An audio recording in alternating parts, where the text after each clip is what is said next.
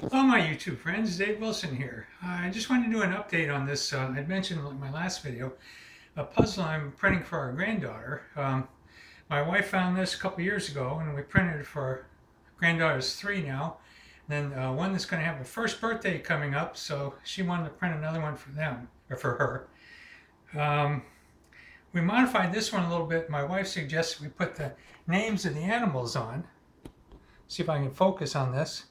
So it makes it a little easier for the parents to put together, but that way all the names are going the right direction or side to side, no matter which way the pieces go.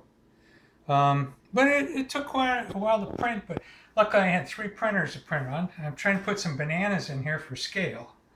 So these are the Hot Makes official bananas. But it's been a lot of fun to print it, but it's pretty good size. And I'm going to put a link to the original design and the remix with the names on it in the description. But if you want something to print for children, it's a lot of fun. And the other nice thing, these were some prints that didn't turn out right, but as you can see, they're thick enough that they will stand up by themselves, so they can play with them just the way they are, or put them together as a puzzle. Now, one time I did reduce the thickness by about 50% to make it a little quicker to print. But it's a fun design, and I hope you like this.